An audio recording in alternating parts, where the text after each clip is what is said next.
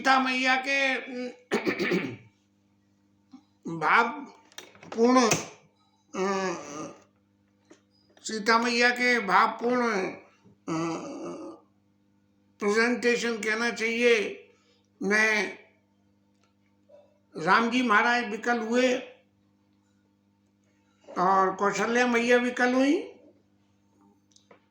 और इन सब विकलता के अलावा एक काम और हुआ कि सीता जी स्वयं में विकल हो गई और उन्होंने यहाँ तक राम जी के सामने सही मायने में कहना चाहिए कि एक प्रपोजल रखा कि ऐसे वचन कठोर सुनी, मैं सुकुमारी नाथ बन जोगू, तुम्हें उचित तब मोह कहूँ भोगू।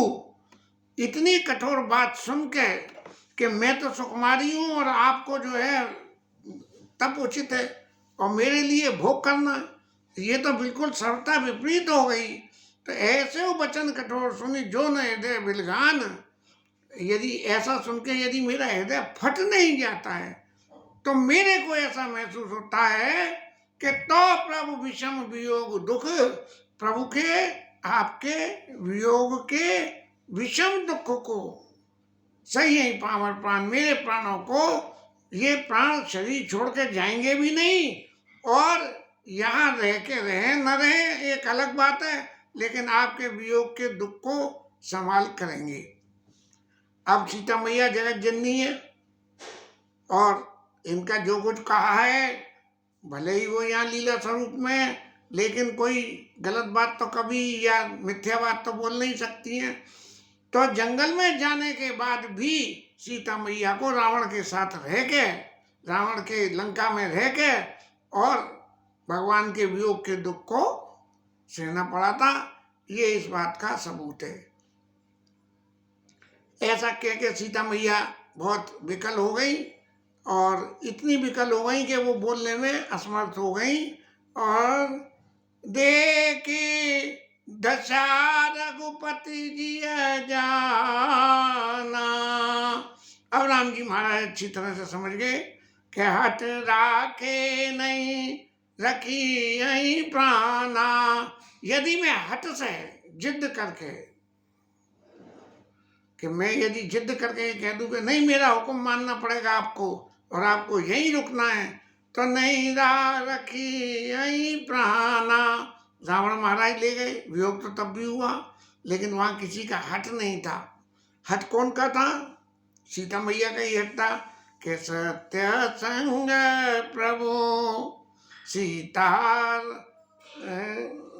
सीता रुचिर मृग देखा।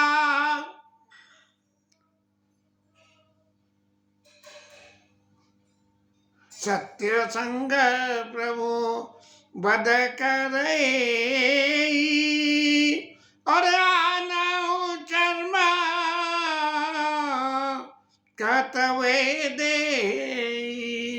सीता जी ने वहां हट करके राम जी से कही कि आप जो है इसके वध करके और इसके चरण को ले आइए, ये स्वर्ण मृग है और स्वर्ण इतने अयोध्या के स्वर्ण को छोड़ के और मृग की स्वर्णता के लिए ये चित्त में एक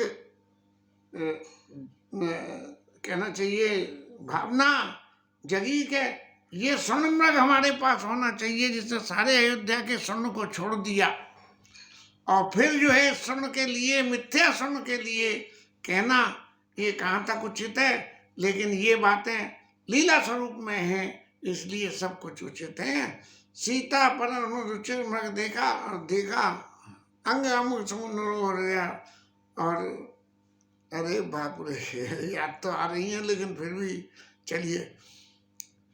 देख दशा रघुपति जी जाना, हट राखे नहीं रखी प्राणा। यदि इनके संग में हट करी जाएगी तो ये अपने प्राणों को नहीं रखेगी। इसलिए राम जी महाराज ने, और राम जी महाराज के लिए क्या शब्द गोस्वामी जी ने इस्तेमाल किया, कहेऊ कृपाल चलो बन साता, कहेऊ कृपाल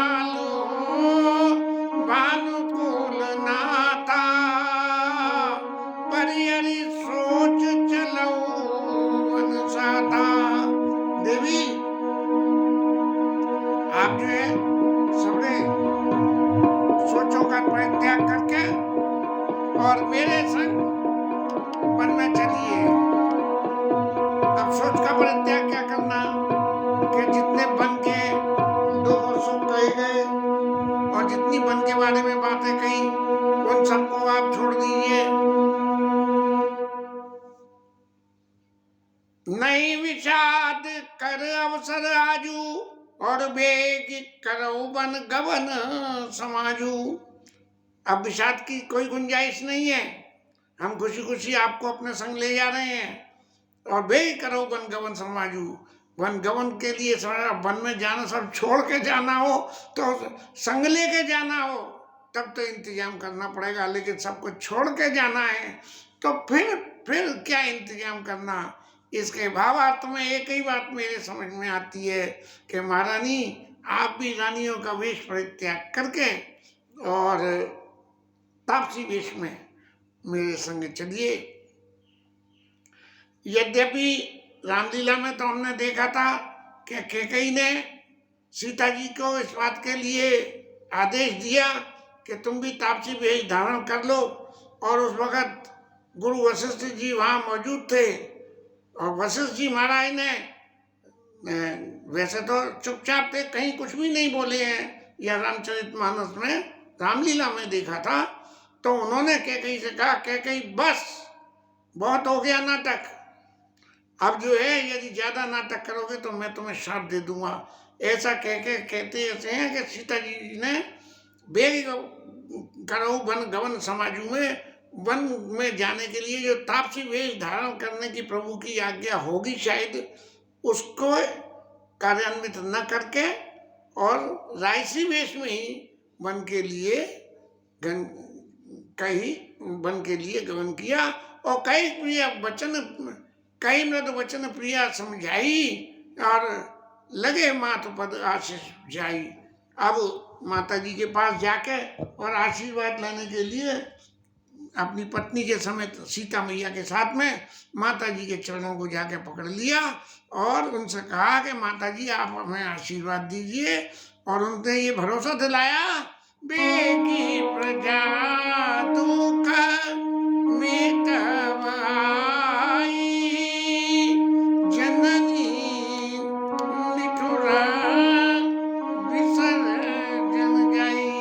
तब कौशल्या मैया के चरण पकड़े तो उन्होंने आशीर्वाद जो कुछ दिया सो दिया, लेकिन अपने चित्त की एक बात कही कि बेटा बहुत जल्दी आना और प्रजा के दुख को भी मिटाना, और सबसे बड़ी बात है कि जननी निठुर विसर्जन जाई, कहीं 14 साल के दूर माँ से दूर रह के कहीं तुम अपनी माँ को भूल तो नहीं जाओगे ऐसा।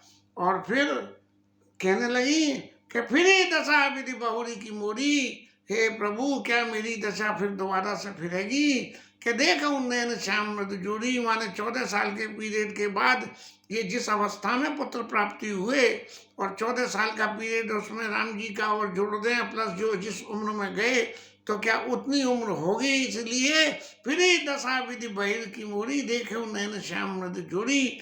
क्या मैं इस कोमल श्याम जोड़ी को तुम दोनों की को दर्शन करने के काबिल रह पाऊंगी, या पता लगा कि मेदांता में भर्ती होने चली गई। कौशल्या मैया ऐसी बीमार हो गई कि राम जी लौट के भी आए और वो मेदांता में भर्ती है, उन्हें कुछ पता ही नहीं है कि और सुदीन सुगरी तात कब होई, जननी जियाता बदन भी दुजोई, बदन भी दुजोई। और कब वो घड़ी कब होगी, शुभ घड़ी कब होगी, जब ये माँ अपने जीवित नेत्रों से और ये आपके दर्शन करें। बाउरी बच कई, बाउरी बच कई लाल कई रघुपति रघुबरता, बाउरी बच कई लाल कई रघुपति रघुबरता। आज कबई बोलाई लगाई हर्ष रखी होगा। मैं आपके शरीर इसके सुंदर मुख के दर्शन में कब करूंगी, और फिर भी आपको जो है पुत्र समझ के आपके चेहरे मोरे पे हाथ फिर भौर बच्चे कई लाल कई बच्चे, हे मेरे बछड़े, हे मेरे बच्चे, हे मेरे पुत्र। ऐसा स्नेह जो छोटे बालकों के ऊपर माँ स्नेह करती है, ऐसा अपना स्नेह मेरे अंदर उभर के आए और मैं आपके उस भाव से दर्शन करूं। इसलिए और इस तरह से राम जी ने जब माता जी को देखा कि माता जी तो स्नेह के बहुत वशीभूत हो गई हैं, लक्षणे कातर में तारी और बचन आब विकल भई भारी। माता ने बोलना भी बंद कर दिया, इतनी कातर हो गई।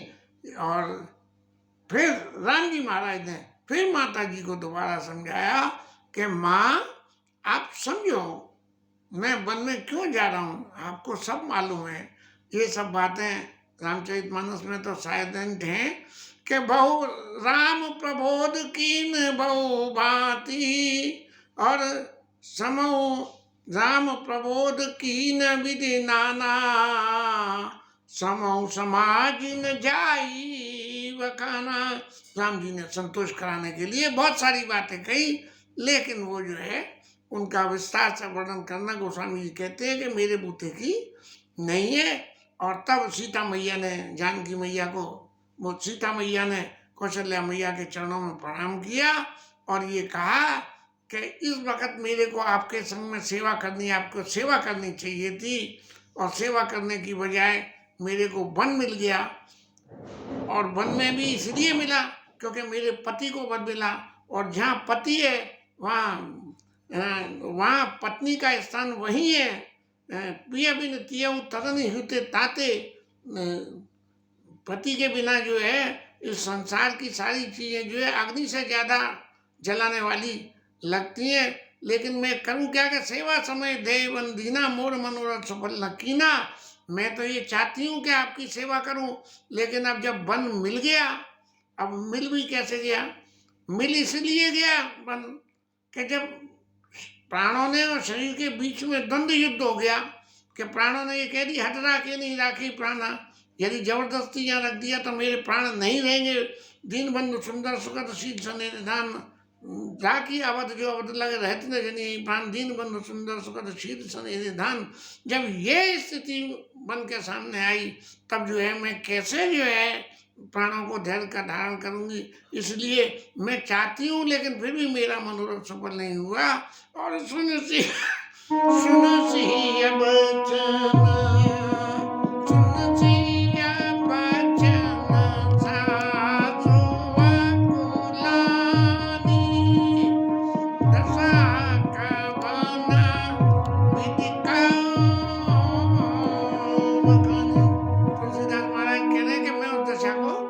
कैसे वर्णन कर दूं, इतनी अकलाहट पैदा हो गई।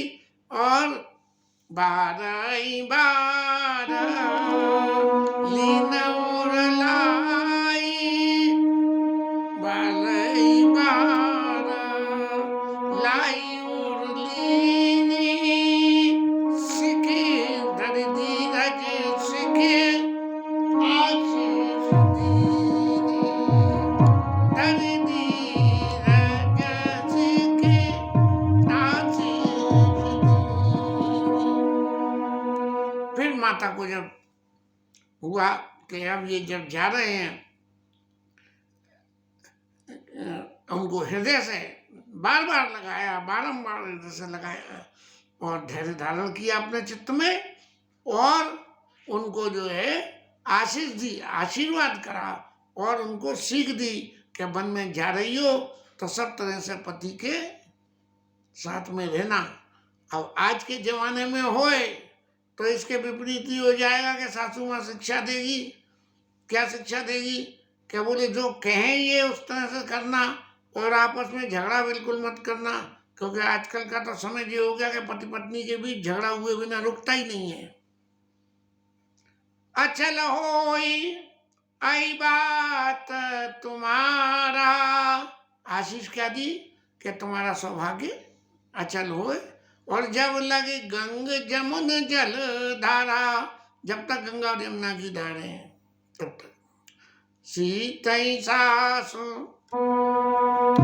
सीतई सासु आशीष सुख सुख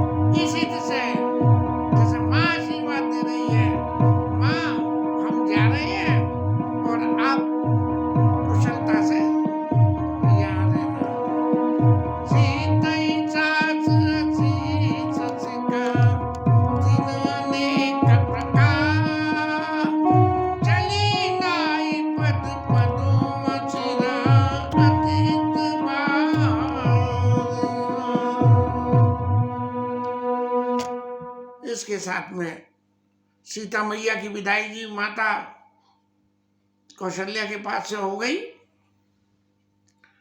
और लक्ष्मण जी महाराज को समाचार मिल गया। इसकी कथा को कल लेंगे।